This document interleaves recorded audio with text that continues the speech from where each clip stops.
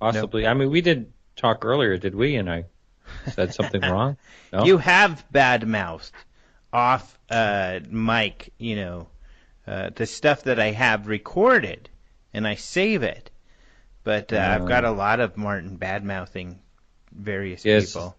It's leverage. Yeah. Exactly. Just in case, because I'm afraid you've got the same. I do. Oh, yeah, tons. See, I'll bet. I got it on you. Yep. So it's kind of like the nuclear standoff or something. I've got to keep my stuff. But all a listener has to do is send $19.95 to Martin Willis, and they'll get the free DVD. Oh, man. Yeah. That's not cool. All right. I can't wait to hear your surprise.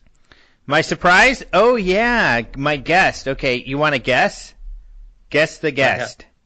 Oh, no. Yeah, no, I'm really bad at stuff like that. Just do a wild stab at it. I doubt you'll get it. No offense. Tom DeLonge. Oh, that would be cool, but no, it's not. Actually, who it is, I'll go ahead, unless you want to try again. No, I'm done. Okay.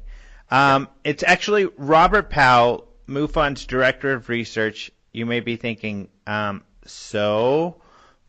the reason why it's exciting is because we're going over the top 20 MUFON cases of 2015. So, every year the scientific board of MUFON goes over all of the UFO solved cases, or unknowns essentially, to find what are the best cases. And some years, it's supposed to be a top 10, but sometimes they don't even find 10 that they think are that great. But the thing is they're combing over these, and they're looking for multiple witnesses, credible witnesses, pictures and or video. Radar is even more important because pictures and video don't often turn out to be that helpful, unfortunately. So these are great cases. In fact, this year they only came up with 6. And Robert actually presented them at the MUFON Symposium, and he wrote a paper about it in the proceedings. So if you get the MUFON proceedings, which I highly recommend people do, you'll be able to read about them there. Some of you don't like to read, you like to listen, and fortunately for you, you're going to be able to listen to Robert Powell momentarily to discuss these fascinating cases. And there are some really good ones in there. I was surprised looking them over how cool some of these cases are that I hadn't heard of. Some of them I have. Some of them we've heard as a group on this show before, but some of them we have not. So good stuff. I'm excited about it. And hopefully you, the listener, are now too. Are you excited about it? Yeah. Well, it's always good to hear. It's almost like a year in review, but this is through the MUFON cases. Always great. So I'm surprised. What is normally the number of unknowns that you talk about? It depends. I remember the first year, I think they had 8. I think normally they do have 10, but not always. So they call it a top 10, and in fact, I posted on the MUFON site, but if you go to MUFON.com under the research, you'll find the top 10 UFO reports, and you'll find these reports that the scientific board puts out. Robert is the head of that board, and actually you'll find this. Year ago at this time, I interviewed Robert about the 2014 cases. So, yeah, good stuff. All right. Yeah. And included in these is one of their best ever. Really? According to their statistics and numbers and calculations, and we'll talk about that. I bet I can guess what sighting that is. Oh, really? Well, I'm thinking it's the Puerto Rico. Wrong. I'm wrong? You're way wrong. I can't buddy. wait to listen then. Okay. No, Puerto Rico was important, but that was in the past, and it wasn't technically a MUFON case. But I don't think that they captured that one in 2015, even though it was written about then. So good guess, though, buddy. Oh, well. Okay. Are we ready to do news? Yeah, why don't we do some UFO news here? So what you got for us? Well, this is kind of a two-part because there's two stories on it, and this had to do with a Colorado witness. They see a UFO 200 feet over neighbors' homes, and this took place in Longmont, Colorado, which I actually lived there for 3 years on 3rd Ave, I remember, when I was in my 20s. So this happened in Longmont, which is a nice, beautiful little town in Colorado. And it happened on October 7th and around 8:30 p.m. And the quote is, as I was reclining with my head to the west, and they always say west or east or south because Long's Peak is right there. You can see right to the west. So they judge everything by, instead of left or right, they'll say west or east. It's kind of funny. Well, they saw a blur, and she saw a blur in her peripheral vision to the left northeast and sat up to get a better look. And because they were looking for meteors that night, and the witness had a good look at the object and caught a full view. It was heading west, banked sharply, and at the right edge at the bottom, they could see a pale rose-colored pointed. Pretty good description. And what makes this sighting really interesting is that a few days later, some other witnesses came forward and also saw that at the same time, and also Roger Marsh has written about that, also in Longmont, and at the same time and all. So this witness in particular drew pictures of the lights and the triangle. So it's great. It's a corroborated sighting. Yeah, quite a few witnesses to this sighting, and another triangle sighting. Yes, another triangle. What's up with that? It's the UFO of our time. It is. It's interesting, and those seem to be the best cases. I mean, they're not the most frequent. You know, I ran the info, and it's only 3%, 5%, something 10%. A small amount of sightings are actual triangles, but we talk about them a lot, and that is because it seems like they're the types of objects that are getting closer to people and beaming people and doing all of this weird stuff. You know, someone on my show made a comment that they didn't think there were any daylight triangle sightings. That is a really great point because I cannot think of any. The only triangle sightings I can think of are ones that are actually, like aircraft, where people take a picture of something far off and there's a couple jets with them. So it's maybe some secret aircraft where it's not immediately identified as a known aircraft, but you know it's an aircraft because there's contrails, stuff like that. But you're right, an anomalous triangle sighting during the day, I can't think of any at all. That's a good point. Yeah, there may be, but also it's a lot of people will conject that it's, military, secret aircraft. But if that's the case, there would have to be a lot of questions answered, in my opinion. Yeah. For instance, why would they be over a public area where everybody could see them? Yeah, a lot of them are over public areas or seemingly making themselves appear to people, like almost going out of their way to make sure people see it. Many of these stories, and why would that be? It's a good question. We talked about this not too long ago with a guy named Kevin Sean. I forget his whole name right now, but he's got a Triangle UFO Facebook page, and we talked about that. But, of course, his sighting, he got a close enough look where he said, nope, that's man-made, which changed his mind completely about the topic. I do remember hearing that. Weird. Yeah. All right, so I'm going to talk about what everybody's talking about, not just in UFOs, but in the news and everything, and that's the WikiLeaks. So an update there. And, in fact, your show, I got to talk about my full story, and I haven't even got to talk about it all here on this show.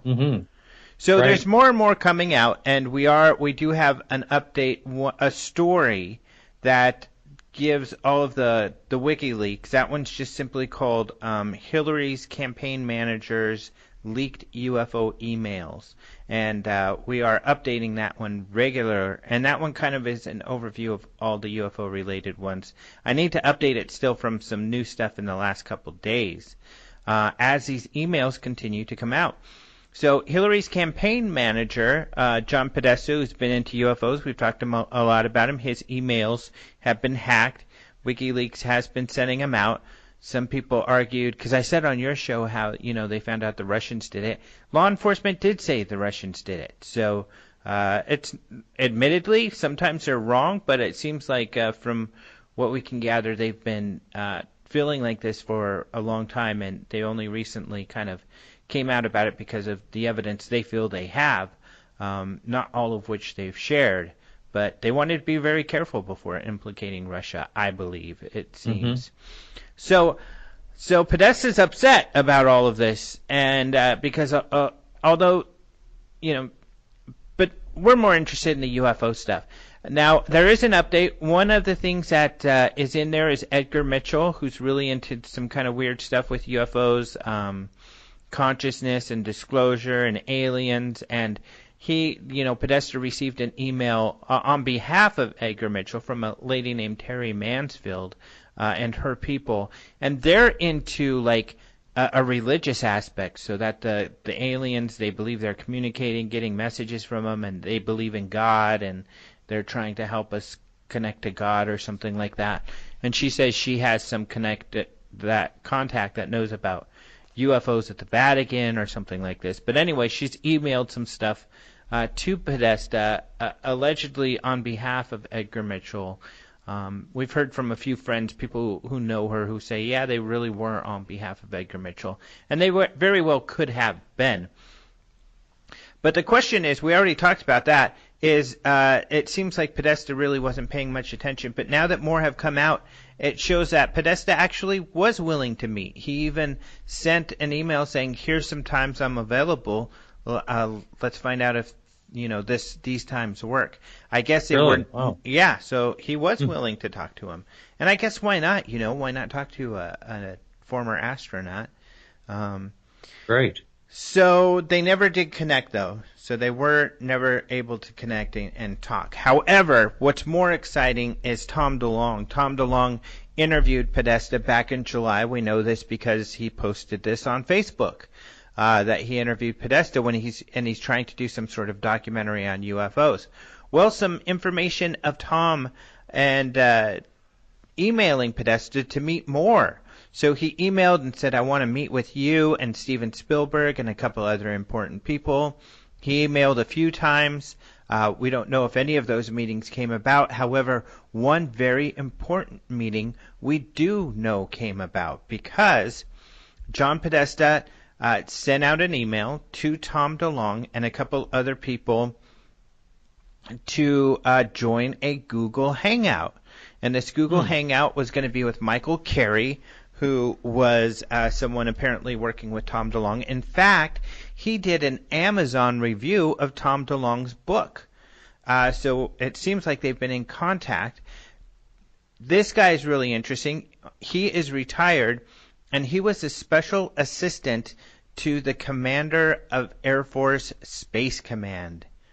Ooh. Right. Isn't that Air Force Space Command, for goodness sake? So, and that's housed out of Peterson Air Force Base, right outside of NORAD, Cheyenne Mountain, that big mountain made famous in the movie War Games. Another person who was invited, and we know went because they replied with an acceptance, is a man named General McCasland. Now, if you go to his Air Force bio, it says he's still doing this job, although Tom DeLonge in one of his emails referenced McCasland and referenced him as someone who used to work here. But this is a guy, another major general, and he was in charge of research labs at Wright-Patterson Air Force Base. Of course, that's where Blue Book went down. That's where allegedly the Roswell UFO went, as Tom pointed out in one of his emails. This is also where there's an alleged alien. This is where Goldwater, former senator from Arizona, had said that he talked to a friend and asked him, "I want to see the blue room, the room with the aliens." And his friend told him, "Don't you ever ask me about that again." That's right. And so he's like, "Oh, okay, sorry, dude." No, he didn't talk like that at all, but that's just my own kind of making the story more interesting. So those two were there. Another person that was there is a guy named, or we don't know if he was there, but another person invited was Rob Weiss. And this is a guy who is an executive vice president for Lockheed Martin's Aeronautics Skunk Works. I almost said spunk like spunky fella, but no, Skunk Works. And I'm sure people in UFOs typically know what Skunk Works is, because these are the guys who actually built Area 51 with the CIA and developed, these top secret aircraft at Area 51. So this is essentially one of the Area 51 bosses. So one of the head honchos of Area 51, along with the head honcho at Wright-Patterson and Air Force Space Command, and John Podesta, the campaign manager for the person who is likely to be the next president. All of these people together talking UFOs. Oh, and of course, rock star Tom DeLonge. How crazy is that? I think that's a wow. That is a major wow. So out of all these emails, I think this is the most exciting. Now, these are the facts. Some people, I think, are speculating a bit, and you may agree with their speculation. That is fine. I don't want to speculate because I don't know what was discussed at these meetings. But, of course, some people are speculating that they're talking about disclosure, that now, it's going to get disclosed. UFOs are going to be disclosed in the next 3 months. They're probably planning how to do it and how to roll it out and all of that stuff. I'm skeptical of that. For one reason is, I like to have proof before I speculate too wildly. The other reason is the last email in this string was DeLonge to Podesta. And he seemed a little bit concerned or about what McCaslin had said during the meeting. DeLonge wrote to Podesta, he mentioned he's a skeptic. He's not. I've been working with him for 4 months. I just got done giving him a 4-hour presentation on the entire project a few weeks ago. So Tom DeLonge, who believes, we've back-engineered UFO technology, in this email says even though in this meeting he might have said he was a skeptic, he's not, and he is into what I'm talking about. He says he talked to him for 4 hours. He said that McCaslin also helped him get contacts to help him with his project. So that's kind of shocking too, that this Wright-Patterson guy's helping a guy who wants to show the world that we back-engineered UFO technology or alien technology. So the meeting might not have been as interesting as we thought, but there's still some interesting stuff going on. And the big thing for me is, Tom DeLonge actually was talking to some pretty interesting people. Yeah, I know. And this General McCaslin is very interesting. And in that email you just mentioned, he also said that when Roswell crashed, they shipped it to the laboratory at Wright-Patterson Air Force Base. General McCaslin was in charge of that exact laboratory a couple of years ago. It doesn't mean that actually happened, but it means that that's what he's speculating. Yeah, so he's kind of alluding to McCaslin would know more there, would know something about Roswell if he was in charge of the labs where the Roswell craft went. Supposedly. But there's a lot of assumptions because, was the Roswell object something strange or blah, blah, blah? We don't know. But we do know, at least Tom DeLonge's beliefs, which are, these things were ET in nature and they were back engineered. That's what he says. And his new book, which this Kerry guy reviewed, is a fiction book, but Tom DeLonge says it's based on his Deep Throat insiders. Inside knowledge. And he really, I've written a story about this, he really believes he's going to be a conduit to UFO disclosure. So There are also a couple photos in there that show us a little bit of insight of what Tom DeLonge's working on. He's gotten his novel out, but supposedly he's working on a documentary. This is where the interview with Podesta should be coming out, possibly even a feature film. And he referenced a video, a teaser about what he's working on. Now, somebody sent me a note somehow, and this is it would be good if you want to, and if you're a listener, you know, and you want to get this information to me, emailing's really helpful because I can get to that email. I can't remember where they, you know, what, it could have been Facebook, it could have been Twitter, I can't find it anymore, but someone sent me a link that was allegedly to this little video kind of promoting things, and I guess it has a picture of Tom DeLonge interviewing Podesta.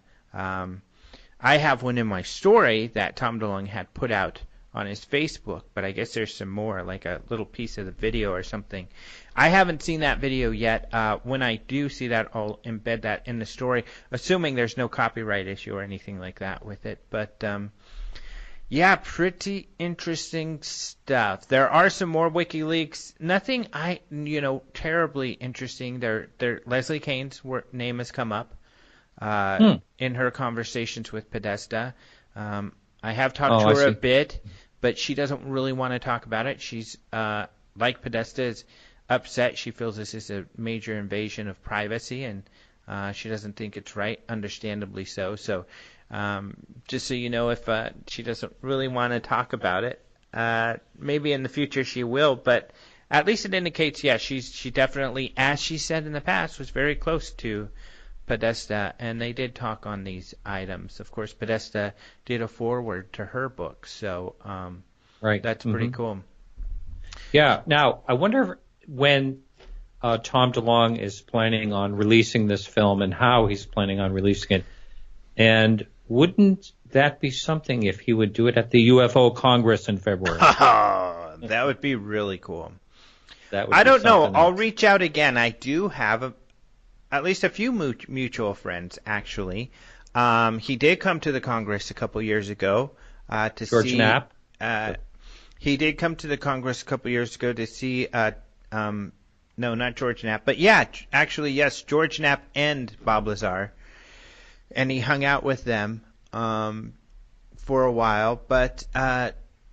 and we've got an interview, an Open Minds interview I embedded in the story of it where, you know, we sent our video guy out, and Jason and Maureen, they interviewed Tom DeLonge face to face, so we've got that video online as well in the story. But I've reached out last year to see if he would want to come and talk about. Almost every year I reach out, and I get actually often a response through the channels. So I'll try again. That's a really great point. I would, yeah. That would even be if you could just show a trailer. Yeah, right. You know, that would get people in a tizzy. That would get them so excited. Mm-hmm. Absolutely. They would be very excited. I'd be very excited about that. Oh, my gosh. So there you go. Yeah. All right. Are we closing? Because I'd like to just mention something really quickly. Yeah, I wanted to mention something, too. Oh, you did? Do you want me to go? I'll go first. Okay, go ahead. Okay. I just wanted to mention I've heard a few notes from people about my ankylosing spondylitis, and I'm glad. And this is, of course, a back issue I have. It's akin to rheumatoid arthritis that attacks your spine, and it causes fusing of the spine. Some of you may notice that, you know, I kind of have a little bit of a hunch. My head's bent forward a little. It's due to that, and it can be extremely painful. Luckily, I've gone to the doctor and I've had some different drugs and stuff. I'm in between a couple, and so it's kind of been a real pain, literally, recently. But it's great that I've heard a lot of positive feedback. One point is that women can get it too. That is important. And another one is just that, you know, people have been finding how prevalent it is. But if you have back pain and you're younger, it comes on in the 20s. And it usually only lasts a few years, but if you have extreme cases like mine, unfortunately, it lasts longer and can do more and more damage. Many of those people you see crouched over, that's what they've had. So it can be damaging. If you catch it earlier and you can cause the inflammation to stay down, then you won't have the fusing and you won't get, bent down like my neck, or other people have it much worse. So if you have back pain that your doctor can't figure out, go check out your rheumatologist and have them check you. And they can even tell just from your spine. It was actually my chiropractor who identified it, who told me to go to the rheumatologist. Unfortunately, though, for many, many, many, many, many years, my doctors just said, you've got normal back pain, don't worry about it. And I was like, really? It really hurts? And they're like, yeah, people get back pain. And they do. I do understand that. But if they would have diagnosed me 12 years earlier or so, I could have probably saved some of the mobility that I've since lost. I mean, I can barely look to the left or right very much, or bending down, not going to happen. So, must get be that hard checked to out. drive. Must be hard when you're driving and you come up to a stop sign. You have to look, left and right. Yeah, I kind of got to bend my body more. It's more sometimes like the exit near my house off the highway is. You have to turn more than a 90-degree angle to see. Mm-hmm. And so, that gets really hard. That's really annoying.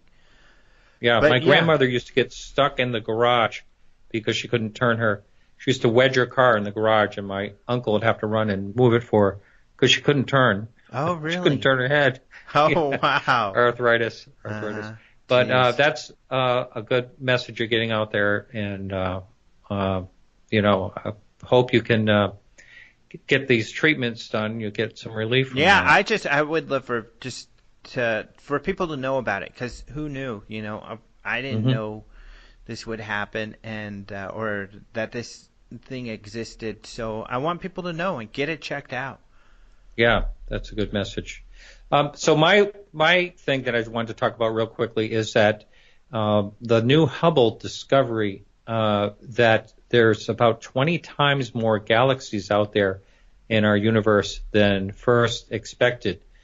This was done, it was actually with 3D modeling of images collected over 20 years. So about 2 trillion galaxies in the known universe instead of 200 billion, as they used to always say. Amazing, huh? Whoa. Yeah, it's absolutely incredible. I mean, it's just mind-boggling, literally. It's just hard to conceive.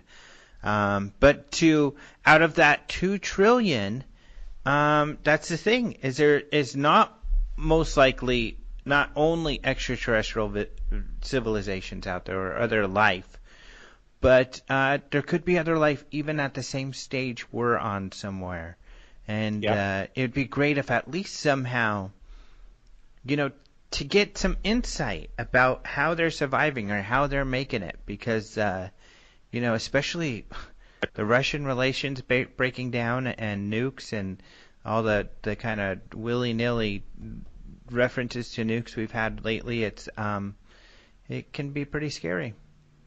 Yes, and by the way, if you were to count to just 1 trillion, it would take you 31,709 years.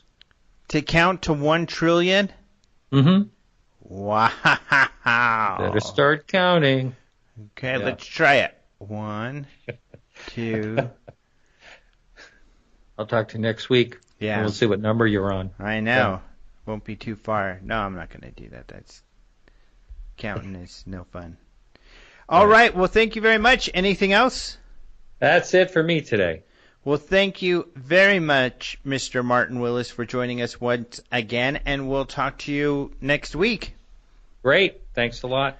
Until then, let us talk to Mr. Robert Powell. I am very happy to have back on the show Robert Powell, and we've had you back the last couple times to talk about the top 10 UFO cases for the year for MUFON, and I felt like maybe you had this one ready earlier, but then I went and looked, and actually it was about a year ago where we did an interview like this for the 2014, and here we are about the same time of year talking about 2015 cases. Right, time just flies. It does. It really flies. So how you doing? Oh, I'm doing great, Alejandro. It's good to be back talking to you. Yeah. Yeah, so I have referenced these cases in, and I'll be following along with the MUFON Symposium proceedings. The symposium have been just recently, just a couple of months ago. But these proceedings are great. It's one cool thing about the symposium is that all the speakers write a paper, and that information then can all be referenced in the proceedings. And these can be purchased at MUFON.com, correct? That's correct. They can be purchased on the MUFON.com website. Yeah, so really cool. I love it. I've got my big long paper in here, but all the other speakers, including you've got these cases. And for instance, just a couple shows ago, I had Ben Moss and Tony Angiola, and so everything they were talking about with the Lonnie Zamora-Socorro case is in here as well. So I definitely recommend people pick up the proceedings.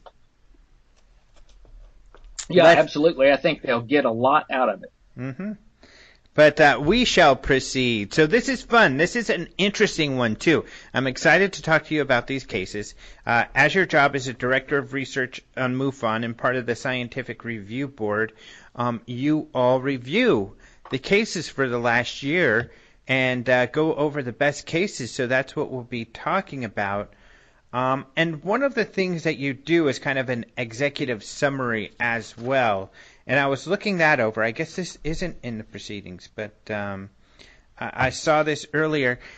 Are you using some sort of software now to help you out with this procedure? You mean in terms of how we choose which cases? Uh-huh.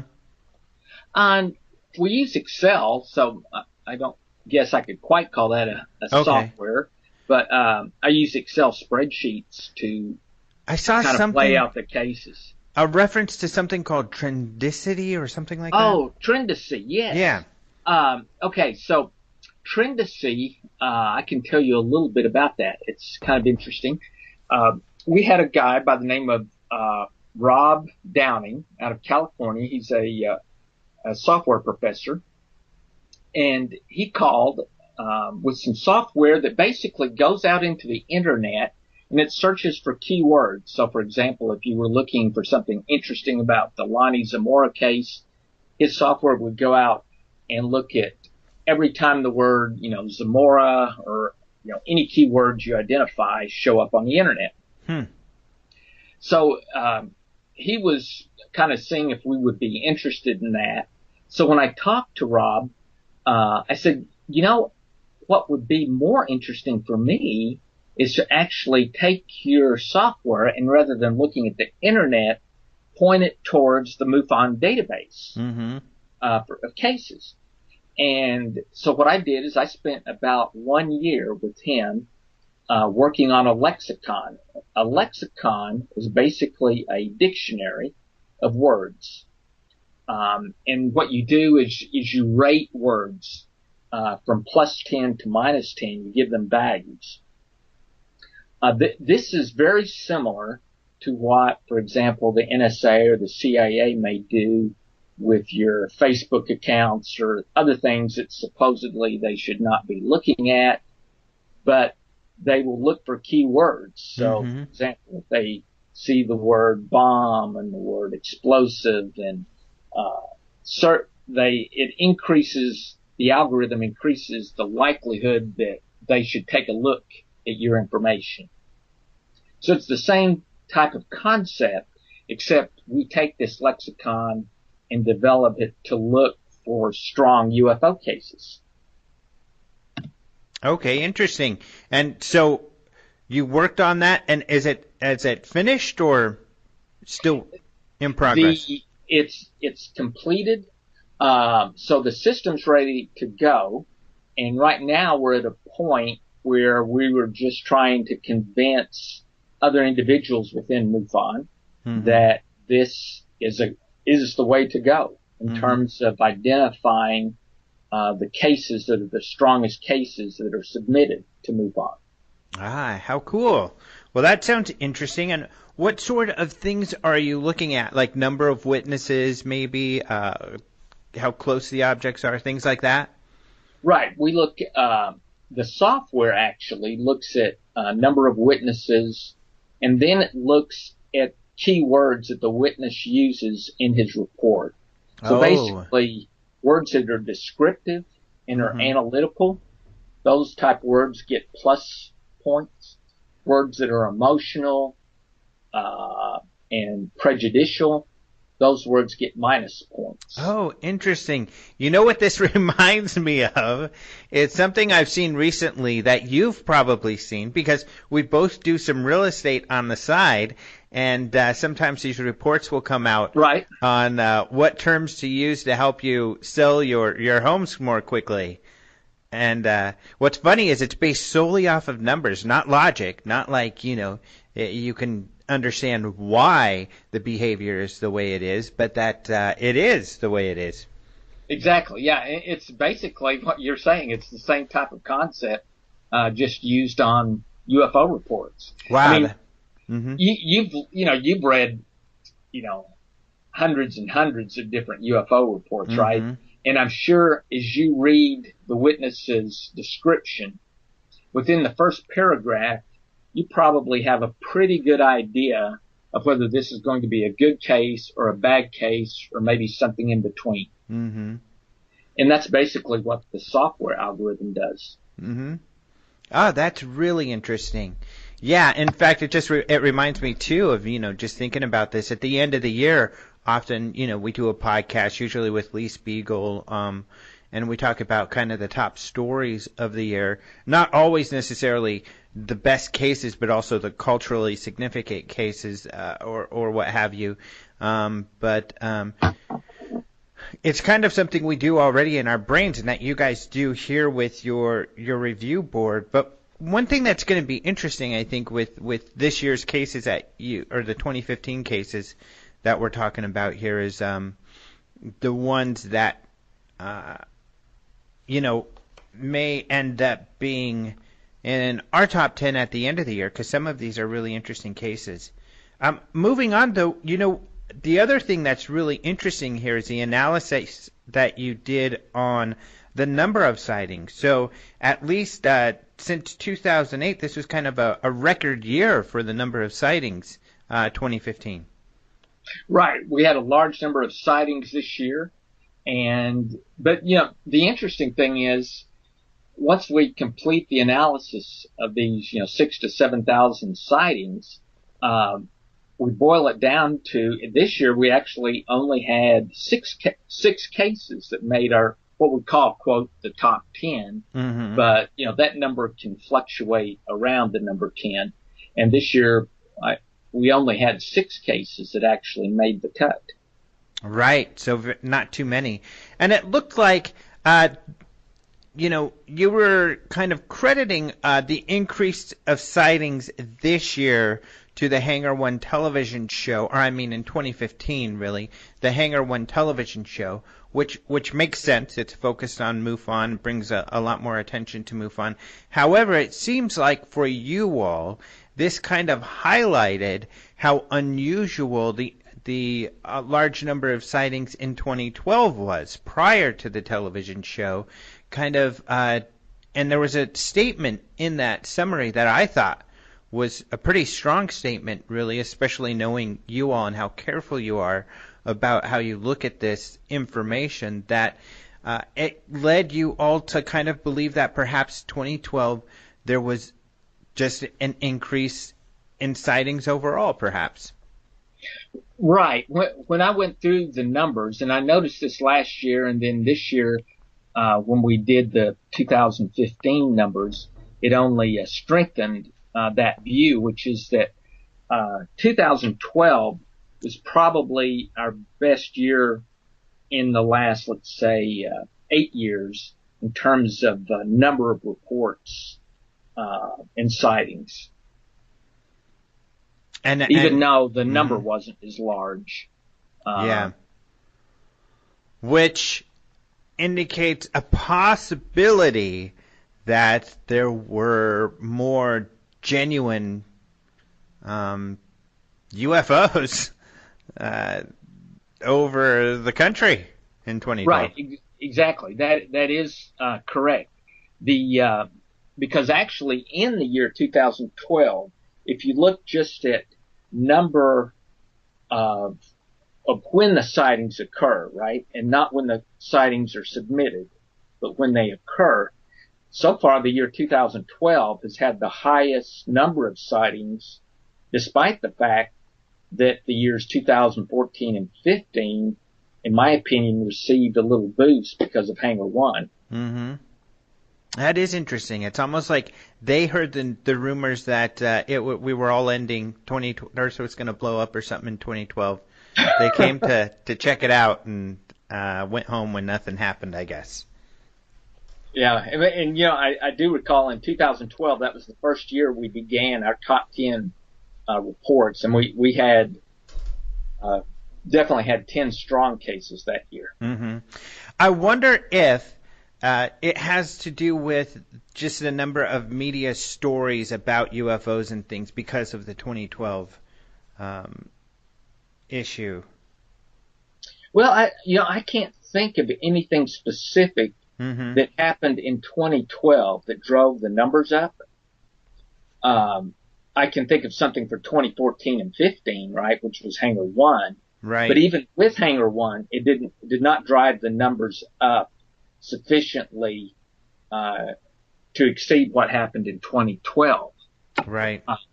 As a matter of fact, I've got a plan to write a report on this one of these days, Alejandro. But what I'm looking at, right, you know, over history, there were certain years where we had a large number of UFO sightings, such as 1957, 1965. And that's based on reports that occur within a year or two of those time frames, right? Mm-hmm. And so one of the arguments from debunkers is, well, it's all due to media reports, or, you know, some unusual event happened that year, right? Well, I've already done a cursory look at, for example, take the year 1957, at reports that happen in a given year, but the reports were made 10, 15, or 20 years later.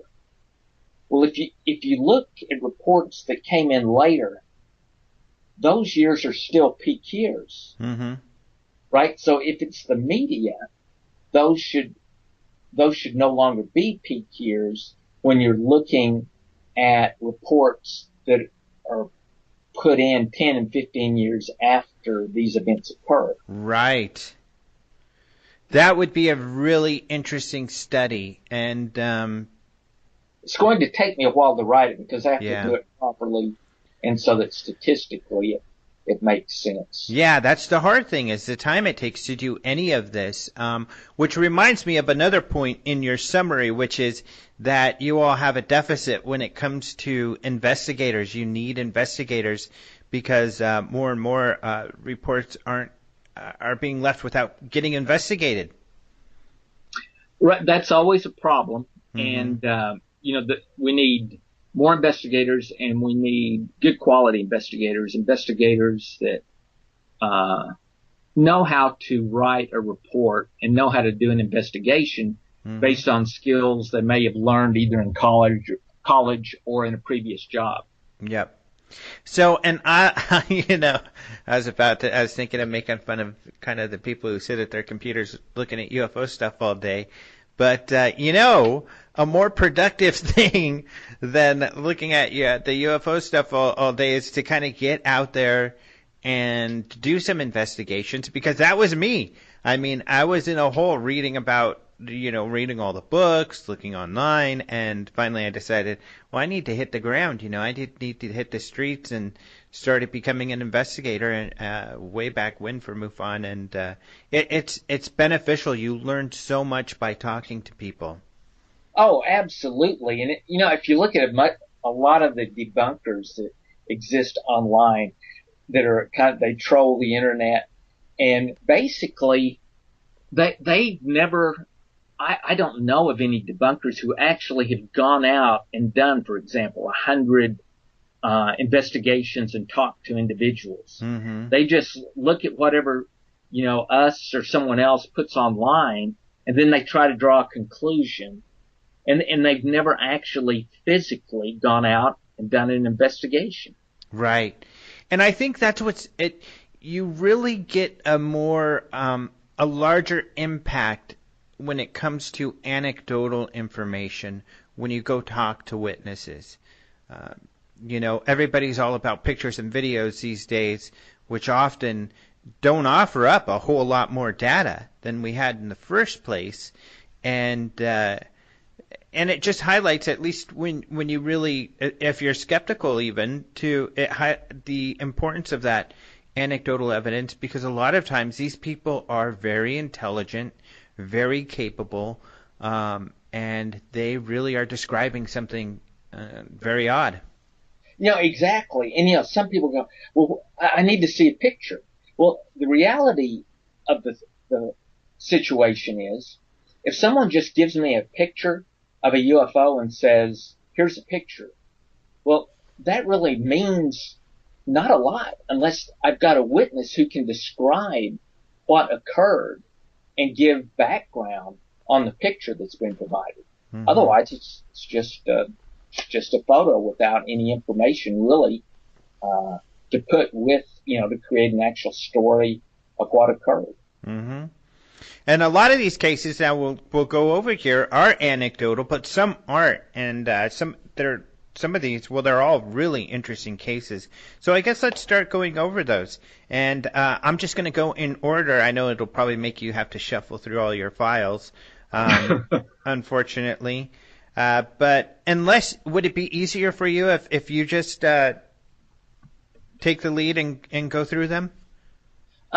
Sure. Let's see. Let's do that then. Okay. Do you want to start with the strongest cases, or just start with them in general? Yeah. Let's start in general. We'll randomize it. All right. Well, the first case I'll start with is one that happened in late October of last year.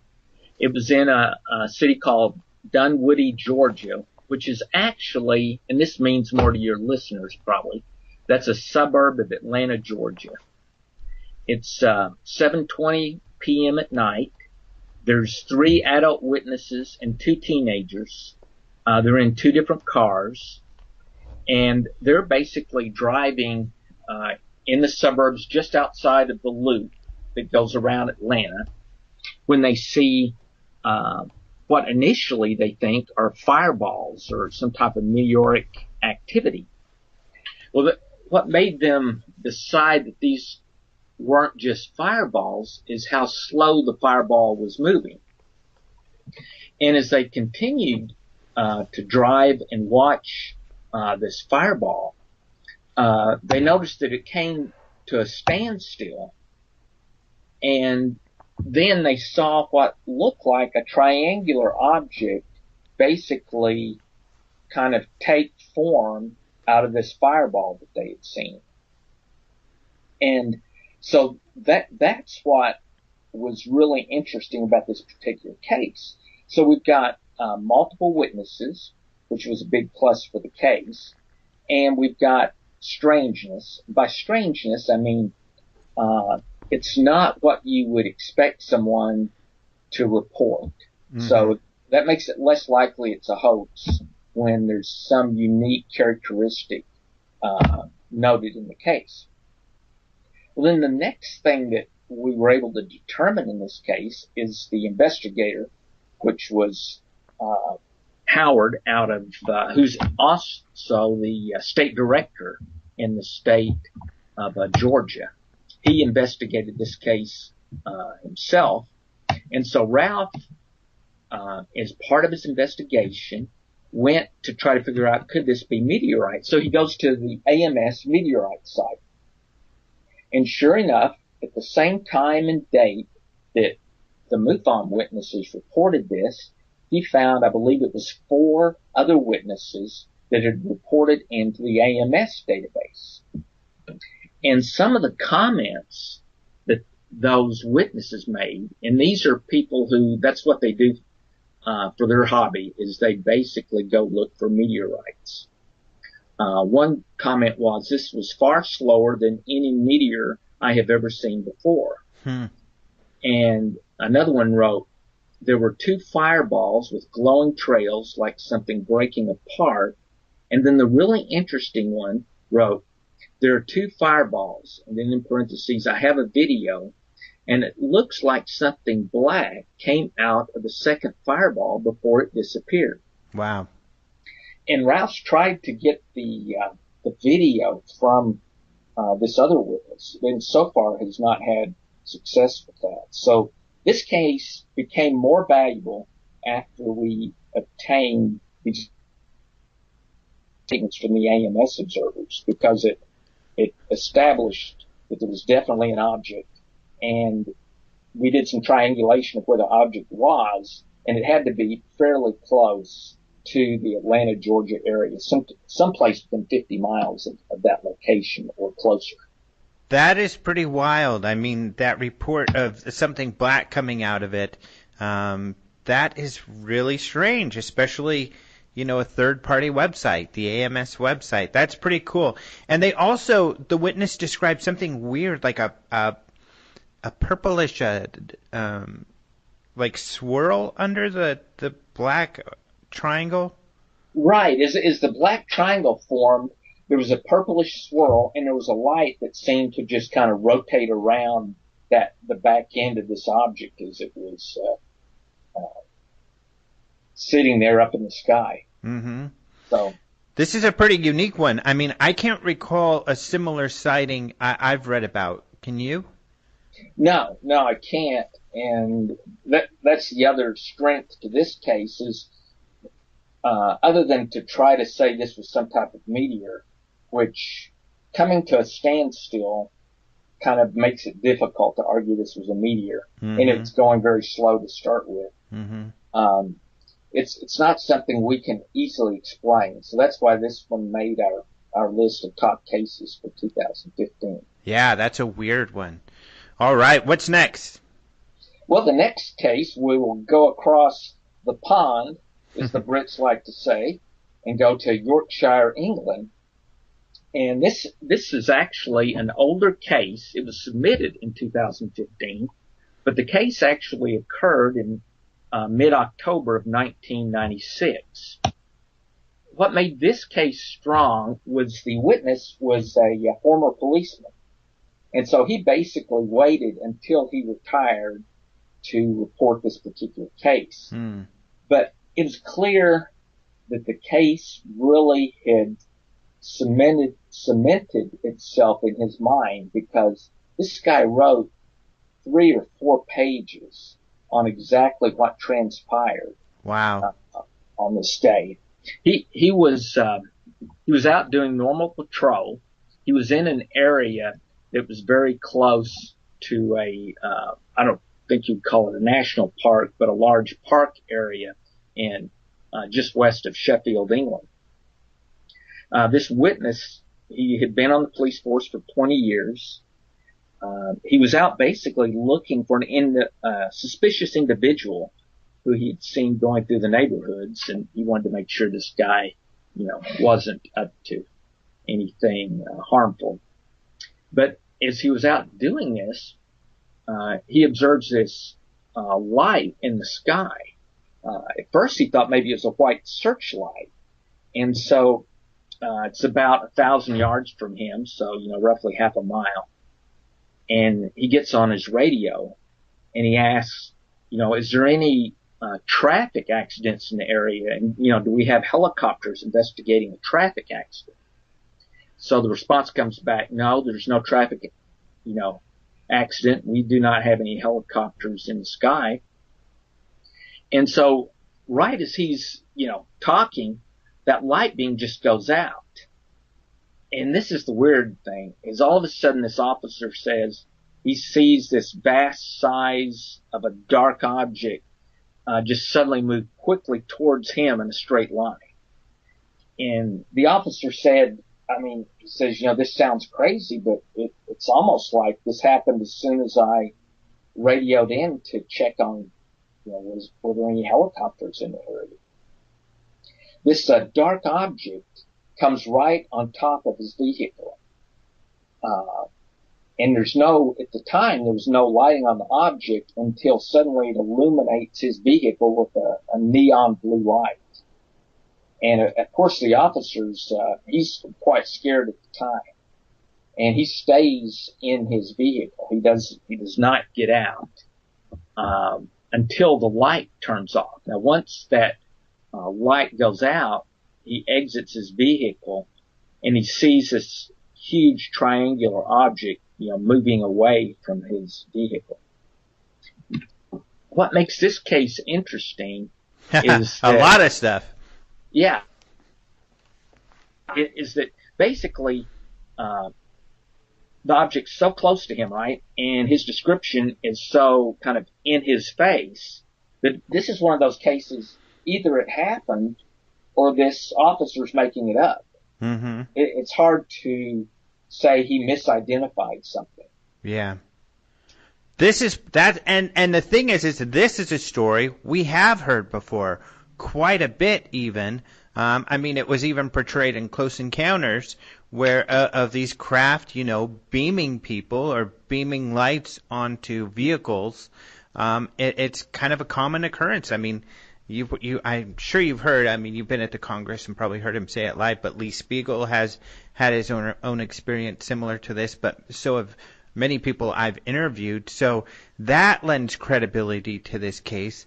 But also, there are often, including Bill, MUFON man Bill, who I had on this show, who also spoke at the symposium, and other law enforcement or military or people who have jobs that they don't want to have affected, who will wait until they retire to share their reports because they don't want any negative repercussions on their careers. And I think that lends credibility to this case as well. Oh, yeah, absolutely. A lot of times people ask, well, why did this individual wait so long? And it's the reason you just gave. Reporting a UFO case that's, that attracts a lot of public attention when you're still employed is not something most people are willing to do. Mm-hmm. I was talking at a library the other day, and I kind of likened it to if you saw a ghost, right? It's like, who would say they saw a ghost? Because everyone's going to look at you like, yeah, you all right?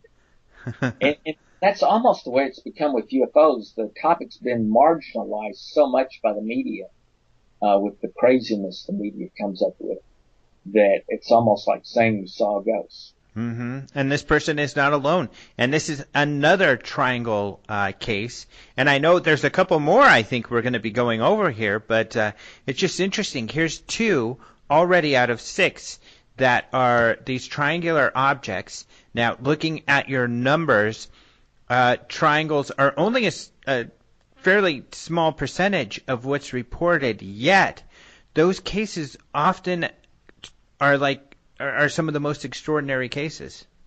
Yeah, that's a good point, Alejandro, because that is the case. The triangular type reports are much more prevalent in our top 10 than their percentage than the percentage of cases that are reported to us. Mm-hmm.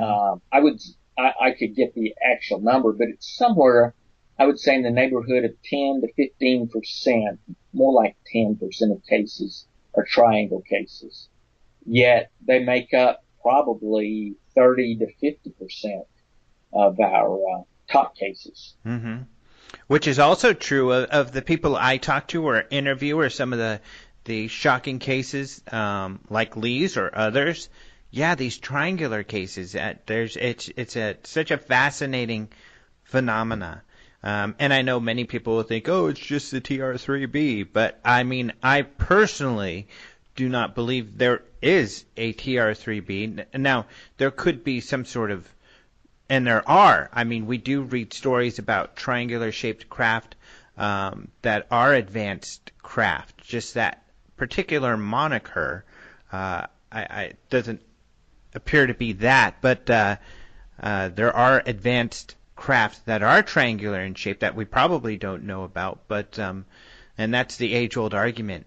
And I mean, where do you come down on that? That in these cases that you've looked at, do these triangular craft seem to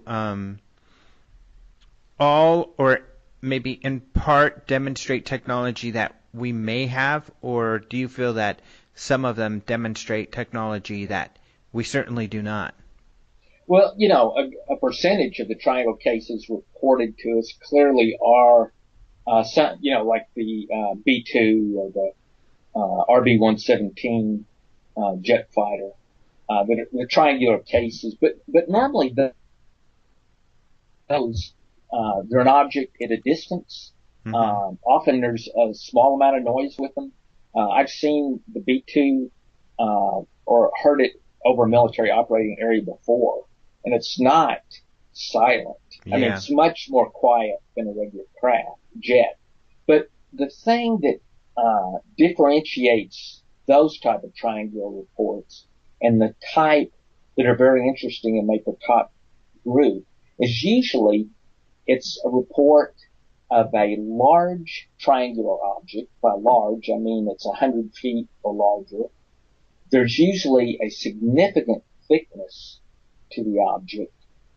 And normally the object has the capability, this huge object has a capability of just sitting still, not even moving. Mm-hmm.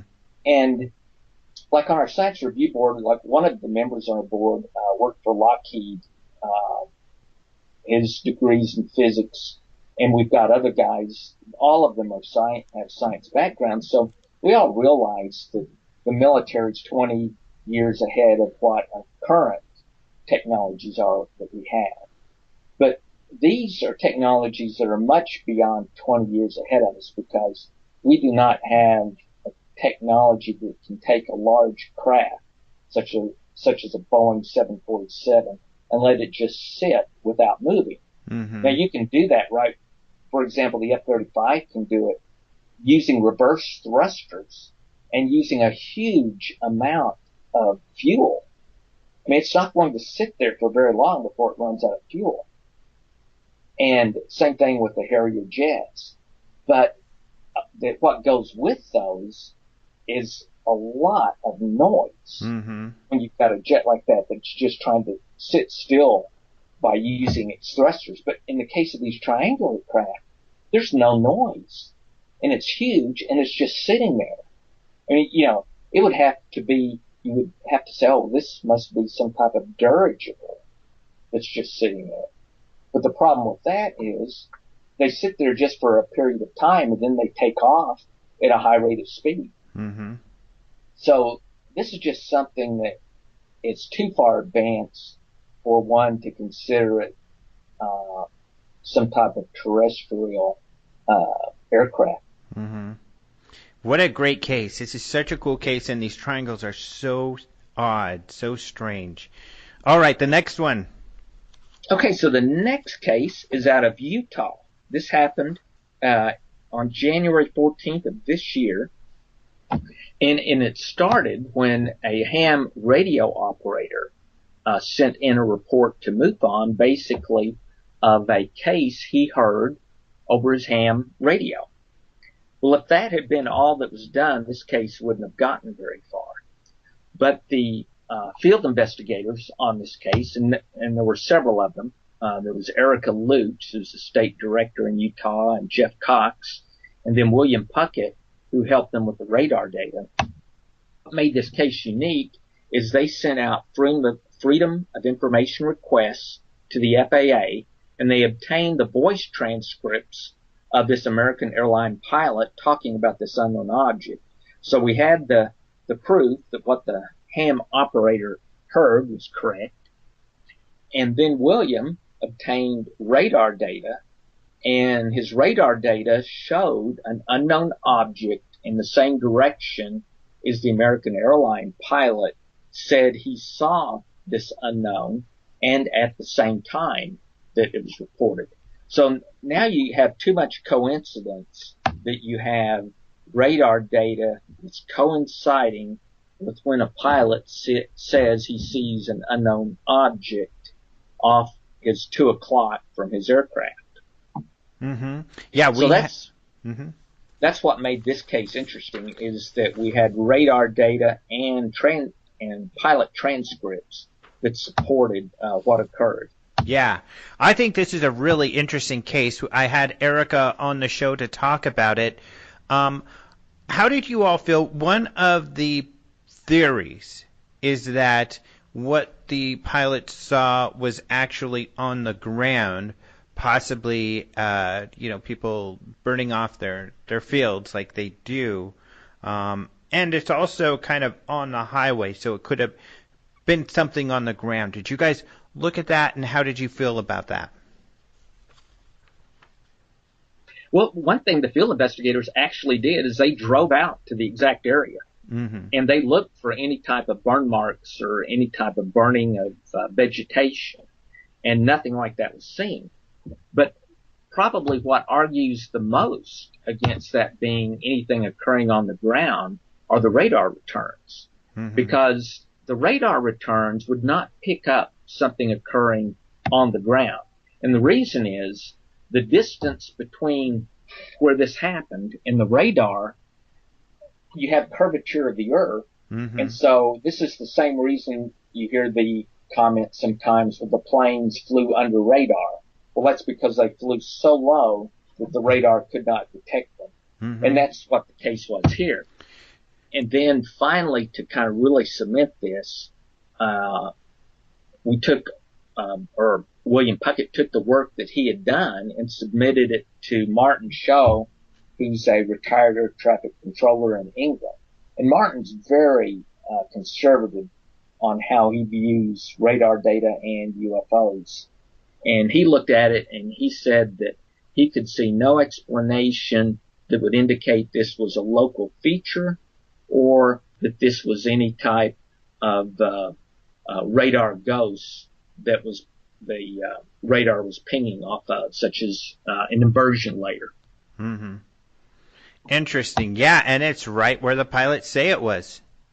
Yeah, that's the thing. This is just like in the Stephenville case. I mean, you've got a witness that says he sees it there and he sees it at time X.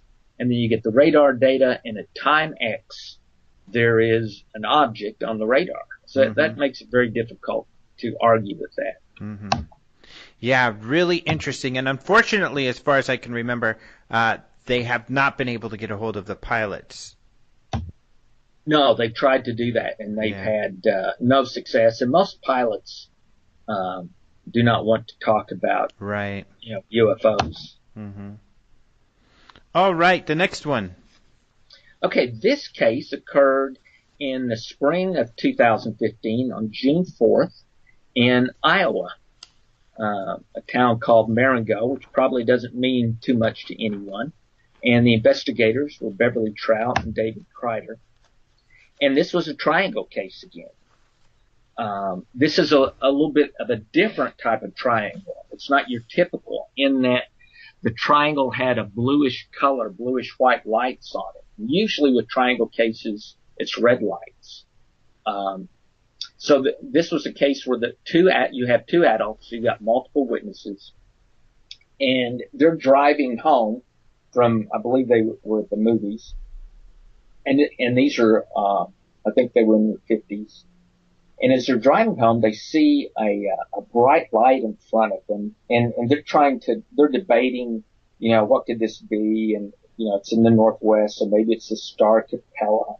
But their initial thoughts dissolve pretty quickly because as they continue to approach, the object gets brighter and brighter until finally they begin to make out the shape to the object.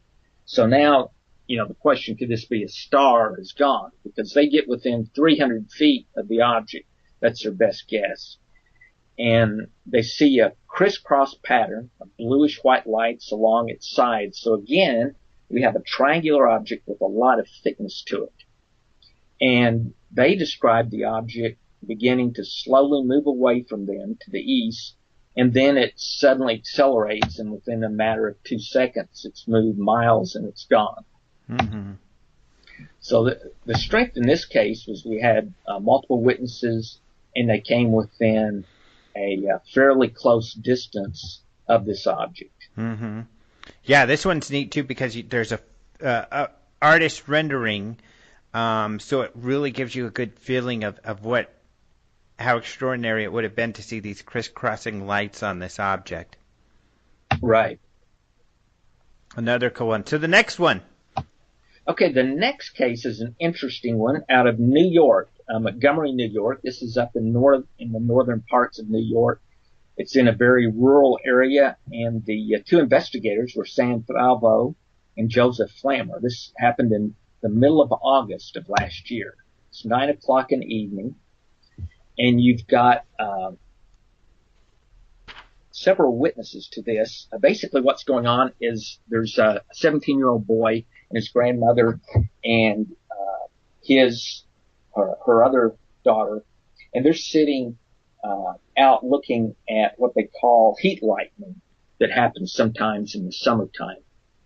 And so the boy decides he wants to get a closer view of this heat lightning. And there are woods in between him and an open field. So he takes off to go through the woods so that he can get to this open field, which is just a couple of 100 yards past where they were viewing this heat lightning. So as he gets into this open area, he sees what he described as a saucer-type object that was 30 feet across. And he says a light beam shone down from the object and depressed the grass. And the mother's older daughter also saw a red and orange orb, but from farther away. So once this report came in, Sam went out within 48 hours of the event, and he brought his EM meter and his Geiger counter. His EM meter did not show anything unusual where the grass was depressed. So he's out in this depressed grass area. He videos himself. So we have the video of Sam taking the readings. And his Geiger counter, the first thing he does is he takes readings outside of where the circular area is just to get the background radiation level. And he gets 0.12 microsieverts is the background reading, which is pretty typical for a background reading. But once he goes into the circular area where the boy said he saw the UFO shine a light and cause the grass to be depressed, he gets a value 6 times higher than the background reading. Now, 6 times higher than background reading is not enough to be cause for alarm in terms of you being exposed to too much radiation. But it's significantly above background, and it does indicate there was something unusual within that circular area. Mm-hmm. Wow. So this was a really interesting case. This is the first case that I'm aware of since I joined MUFON as Director of Research in 2007. So that's been 9 years. And I'm not aware of any other radiation cases in those 9 years. Mm-hmm. It reminds me a little bit of Rendlesham in that an object that was beaming a light and radiation traces. So fascinating. Yeah.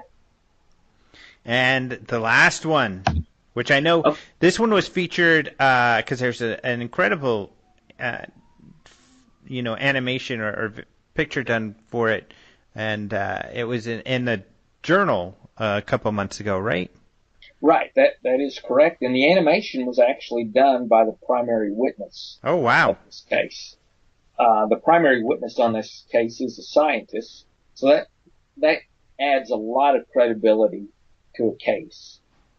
This case actually ranked. We started our top 10 cases in 2000, beginning with the year 2012, so the 2012 cases. And I've kept, how we rank the cases on a scale of 1 to 5. This case ranked higher than any case we've ever had. Really? Wow. Yeah. This is the highest ranking case we've ever had. Wow. it was reported in 2015, but it actually occurred on August 28th of 2013 in Ontario, Canada. There were, in this particular case, there were 3 men who had gone bear hunting, for black bear, which is a common thing to do in Ontario. And so these guys are Americans. They're in Ontario. They videoed their black bear that they'd shot, and they're loading them up onto a pickup truck. The sun has already set. It's getting close to about 9:30, and they load the bear up, and they're driving on an old logging road to get back to the main highway. And they're in the middle of nowhere. There's no cell service or anything out in this area. So you're dark, and you're where there's nothing. I would say the nearest town is probably 10 to 15 miles away. So they're in a very desolate area. As they're driving down this logging road, the scientist is sitting in the back. The other 2 guys are in the front. And he sees a light to his right. And his first thought is, what is a helicopter doing in the middle of nowhere at this time of night? Right? So he's kind of concerned. It's like, what's going on? Mm-hmm. So he tells the driver, stop the truck. I'd like to, let's see what's happening. So he stops the truck, and they cut off their lights, and this light continues towards them, and now it begins to move from being on the right position to the upper right to now it's straight in front of them. And at this point in time, it's so close to them that they can make out the shape. And so the shape of this object is the shape of a barbell. It's like you took 2 discs, the common flying saucer type of disc, and you put a rectangular bar that connects the 2 of them. And each disc is rotating in the opposite direction of each other. And there's approximately a 6-inch to 1 foot purple plasma that surrounds the entire object. And as the object is moving, it's slowly rotating around its center. And opposite of its direction of movement is a kind of a triangular, sparkling type of emission. But this emission is not falling to the ground. It's just staying within this triangular shape. And he best described it as similar to the aurora borealis. So this is kind of what they see, right? So the scientist in the back, the first thing he does is he grabs his cell phone and so he can take a video or picture of this object. And it's about 400 feet from him, and it's right at treetop level. So it's between him and the tree line. And when he turns on his cell phone, he says it's just like it's booting up. So his cell phone's just booting up. So he knows nothing. He's not going to get anything out of his cell phone. So he throws it down and he grabs his video camera. It's a Sony video camera that he'd just been videoing the black bear. He turns on the video camera. As soon as he turns it on, it shuts off. So he turns it on again. It shuts off. So he knows he can't get his camera to work. So the next thing he does is he picks up his rifle that he'd been hunting black bear with, because he has a 9X Nikon scope on his rifle. So at this point in time, he has gotten out of the truck, and he has positioned his rifle on the front of the truck to hold it steady as he's observing this object. The 2 guys in the front, one of them yells for him to shoot it, and his first statement is, "I'm not going to shoot something I don't know what it is." So he begins to basically take mental notes for the next 4 minutes as he watches this object. After a few minutes goes by, the object begins to move away from him. At that point in time, And as it's moving away, he hands the rifle to his, one of his friends so that they can look at it through the scope. And then he grabs his video camera again. And, well, excuse me, first he grabs his cell phone. At that point, the cell phone, it's just hot. So it's not working. So he puts it back. He grabs the video camera. This time when he turns the video camera on, it stays on. And so he begins recording this object. Well, as he's recording it, he's looking through, the front of his video camera, and he can see that he cannot visually see anything. It's just noise. But he keeps on recording anyway for the next approximately 3 minutes. After about 3 minutes, the object's gone out of sight. It basically wasn't moving extremely fast. It went beyond the line and disappeared. Well, once the object was gone, he turns on his video camera. He verifies, his pictures of the black bear are still there. And then what he sees is that he's got the recording, but he's just got noise, just like what he saw as he was looking through the camera. So this guy spent the next year having some of the engineers that worked for him investigate this, and he's put together a white paper on it. Wow!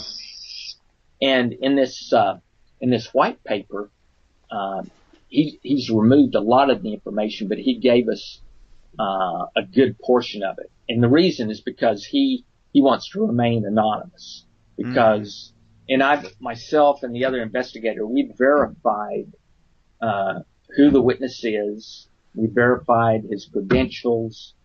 We verified his business. We verified that he does do work for the Department of Defense. So we verified all of that. He has plenty of money. There's no reason for this guy to just make this story up. And we also interviewed one of the other two witnesses, and they confirmed the story. So, in the back of your head, you're still thinking, well, why would he do this? Why would he is there some reason he'd make this story up? And the other investigator, Phil Leach, is a former police detective. So that's what he always thinks of whenever he, just based on his police training.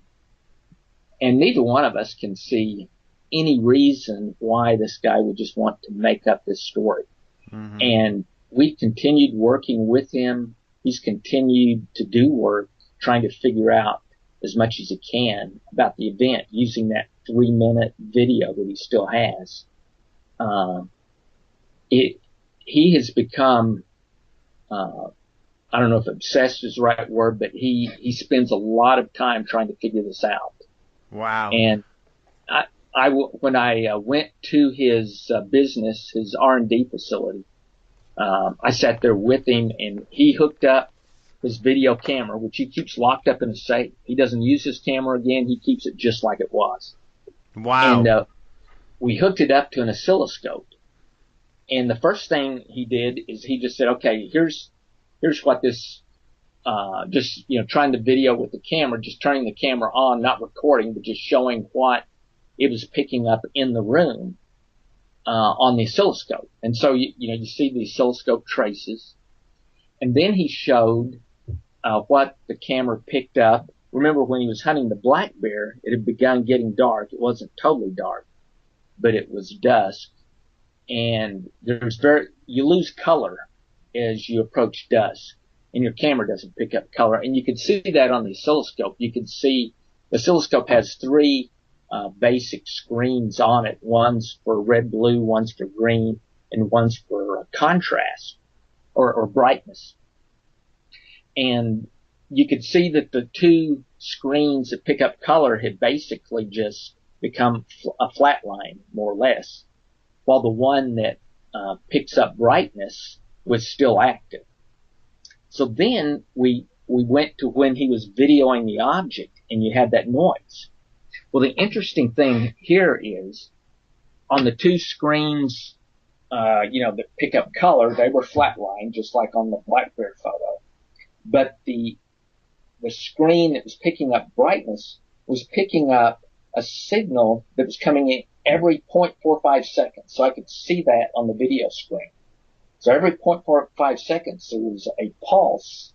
And if you go to that pulse and kind of enlarge it by looking at lower voltage levels, you can see that within that pulse is a complex wave of pulses. So it's a complex set of pulses, and they repeat every 0.45 seconds.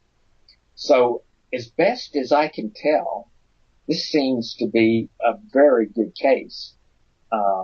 The one thing I would like to do is get a copy of his video camera work that he's got. In other words, an actual copy of what he photographed. Mm-hmm. But so far, he's not willing to part with his video because I would like to turn that over to a guy in the French government work with that's part of the GPON organization, Sigma 3AF, and have some of their engineers look at it and get their blessing for basically the same thing that I saw when he and I were at the oscilloscope. Mm-hmm. Pretty fascinating case, and it's funny to think it's probably good he didn't shoot at it. It's not good to shoot at things you don't know. Yeah. On the same, at the same time, if it was something really crazy, of course he wouldn't have been able to down it or something. But if he would have, then he would have shot down at something odd. But it's also the dangers of flying around an experimental aircraft or something. You might get shot at by people who just don't know what the hell you're flying around in. Right. And the thing is, if it's an experimental aircraft, what you begin to wonder about is, and this guy checked with contacts that he has in the Department of Defense to say, hey, he's shown them the video and he said to them, I'm kind of working on this to try to figure out what this is. And he said, he asked this guy that's in the Air Force, he said, is this something I should I forget about looking at this anymore? And he said that if the guy said yes, that would indicate that, that was a military craft. Mm-hmm. But the guy said, no, figure out anything you want because, it's not a concern of ours. Mm-hmm. So, wow, that's pretty fascinating. And having, you are a co-writer of a book called UFOs and Government,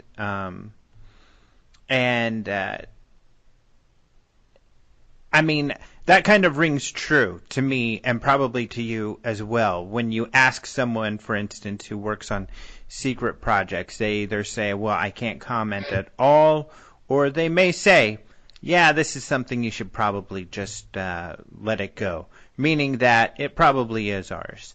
And that rings true to the type of way how someone would answer a question like that. Right. So everything we've been able to determine is this isn't something that's ours. And he believes, and I think it's a reasonable assumption, is that the reason his cameras did not work he does not believe it's because the craft was trying to keep him from photographing it.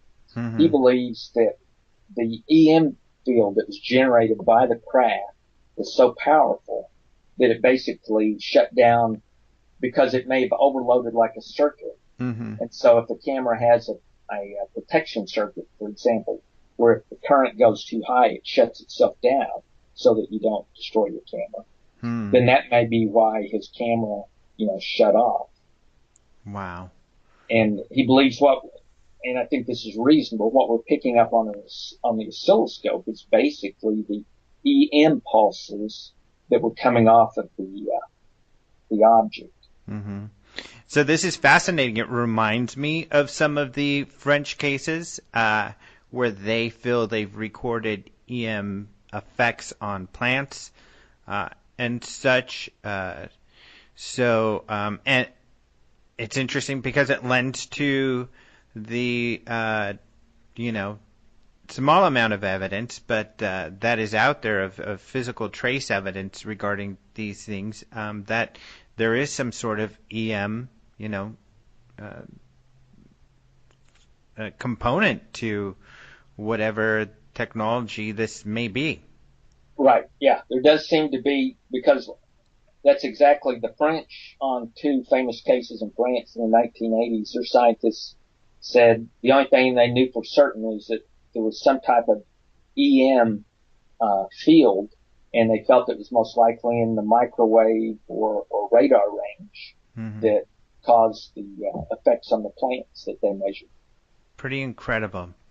Now, we're pretty much out of time, which is great because we got all through these really great cases. And these cases will be up, and the reports will be up on the MUFON site soon, probably within the next week, I would say, right? You think? Yeah, I think so. We can probably get.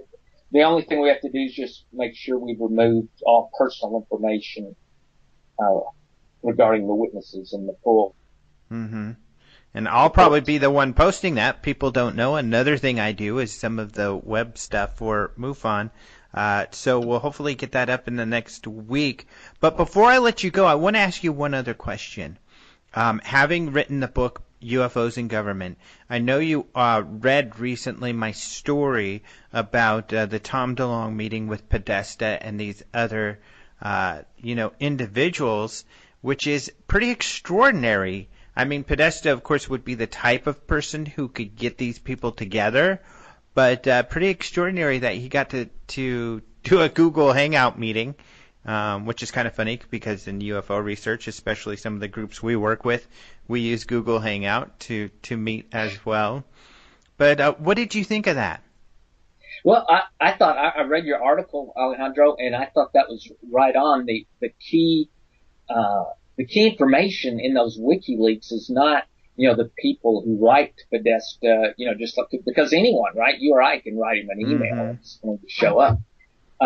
It's more of that meeting that he had with a general who's, I guess currently or was very recently the head of Wright-Patterson Air Force Base, which is the Air Force's R&D center.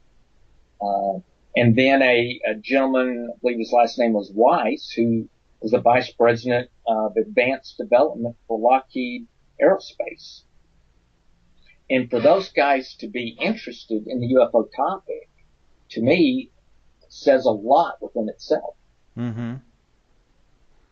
And I think the way you characterized it, and I agree, we can't know for sure that they're sharing, information like what Tom DeLonge's looking for. We can't know for sure they're saying, oh yeah, let's talk about these craft that we've back engineered from alien spacecraft. But at the very least, it shows an interest, and that alone is pretty fascinating. Right, that absolutely, because an executive vice president of Lockheed does not spend time talking about UFOs unless there's some information he believes that could be valuable to him. Mm-hmm. And we have history with Skunk Works that, which almost lends to the idea to me that perhaps they don't really have any deep dark secrets, because we've got files. You've highlighted them, and others. We've got stories going back to the beginning of Skunk Works, where there has been an interest in UFOs, where they've talked to the Air Force about sightings that they felt, that they had themselves, that they felt were incredible. But and that's what's great is that, when they're consulting Blue Book on a sighting, they're the ones who would know whether or not it's our technology or not. So they would be more expert than the other experts the Air Force would have. So we know they've got an interest in some of the UFO sightings going back many years, which and that's what's great and interesting is that these people developing these advanced technologies would continue to have that interest. Right. It's kind of similar to the interest that this scientist has on this barbell case that we just talked about, because his interest is, can he figure out anything that might help him in the work he does, which is related to, Department of Defense type of efforts. Mm-hmm. And which, because you were a director, so was I, you still are with MUFON, when Bob Bigelow started getting involved with MUFON. And that's what he was looking for. And it's this sort of stuff to give him any sort of clue of a type of technology he could utilize for his aerospace business. And actually, John Schuessler, who worked for NASA, that was his interest when he got involved. He's a board of director on the board of directors for MUFON, and even Stanton Friedman and Bob Wood, who's also on the board. Or did Bob just retire actually from the board? Yeah, Bob just retired, or he's about to retire. I'm not sure which it was. Mm-hmm. But he also worked in the technology field. Was he with McDonnell Douglas, I think? Yeah, I can't recall if he was with McDonnell. Yes, it was. Yeah. I was thinking about that. And that's why he got involved. I think it was McDonnell Douglas. To see what sort of technology they might be able to glean from observing these objects. So, which is a real interest. Right. Pretty incredible. Well, thank you so much for coming and sharing these cases with us once again. It's funny that it's been a year since the last one, but it has been. And thank you so much for giving us this insight. Oh, you're welcome. Have a great week, and it was great talking to you again, Alejandro. Thanks. You too. Talk to you later. All right. Bye-bye. Thank you so much to Robert Powell for being on the show again. I think this group of sightings is particularly interesting, and I think what's, most fascinating, or at least one of the most fascinating out of many fascinating aspects of these reports, is this idea that these triangles are some of the most incredible reports. I mean, what's up with that? Of course, as we talked about with Martin earlier in the show, some people think, well, maybe they're military and they're so advanced that they're trying to make you think that there's something else. Maybe. I don't know. But of course, as these descriptions by Robert or by these witnesses and others have been, they seem to be technology that is certainly quite beyond anything that we can do, especially even back in the 90s or 80s when those sightings took place. This technology is much, much, much more advanced than anything we have to this day. So what's going on? I don't know. I wish I had some answers. I just do not. You know what? I'm not going to lie to you people. I don't know what the heck is going on. Speaking of kind of a chevron-shaped craft, is the Phoenix Lights, and next year will be the 20th anniversary of the Phoenix Lights. In fact, that's going to be kind of the theme for the art and the UFO Congress next year. So wait till you see the artwork when it comes out. It's super awesome. We have a guy, Eric McFarlane. I mean, I don't think any of you would disagree with some of our cool artwork we have on our website and other places. And he's coming up with some really cool stuff for the UFO Congress this year. But we're going to have a running thing. We're going to have interviews and stuff like that running in between the talks, all focused on the Phoenix Lights. One of the cool things that's going on out here is that for the last couple years, the Museum of it's like the Historic Society Museum here in Arizona, they actually put up a Phoenix Lights display that they've got there. I think it's a permanent display, but they've had it up there for quite some time, and they keep improving upon it. And I think only recently, in the last couple of months, they have their final version of it, so it's completely finished. Very cool. So we'll have videos and pictures from there and some interviews with the people who put that together. Some of the people who put that together are Phoenix MUFON, who I hung out with last weekend. Just got back yesterday. We did a camping trip. So every year we do a camping trip. It's a lot of fun. Travis Walton lives in the area. He comes out. He came out for a few hours on Saturday night. He brings his guitar. Everybody plays guitar. People sometimes play their guitar and sing. A very musical group. And talk about all kinds of different stuff, including, of course, UFOs. So it was a lot of fun. We even told a couple ghost stories around the fire this time. So it was a lot of fun. But Phoenix MUFON, great group. They helped out with that Phoenix Lights display. And so we'll even have a couple interviews with them, with Jim and Stacy, who head up that group here in Phoenix. They have a great group here. They bring in speakers every month, and they have like 100, 150 people there. I mean, they have great crowds. So very strong group here. I think a lot of people in MUFON will tell you that they're a great group. So anyway, otherwise, we also have other speakers posted, as I told you before, on the UFO Congress website. So we have this professor from Norway coming to talk about their university, a decades-long university studies into a UFO phenomena in Norway called the Hesteland Lights. He's the latest entry, but we have pretty much all the speakers listed. So we have a couple we're working on still, or getting the details worked out, and they are really exciting. But you'll find out about those soon. But go to the UFO Congress to sign up. Don't forget to read these cool stories that I've been writing about WikiLeaks and everything else, but visit our YouTube channel, because we have more UFO photographs, we have UFO reports, and lots of stuff going up there. And then for video lectures from the UFO Congress, you can find them on our video portal. So just for a few bucks a month, you can watch just tons and tons of lectures you're not going to get anywhere else. People like Jacques Vallée, Bob Lazar, George Knapp, some of these other people we've talked about. So some cool stuff. And then at the conference, we kind of talked about it. John Alexander, he's one of our popular YouTube videos, him talking about Skinwalker, but you got to hear even more about it last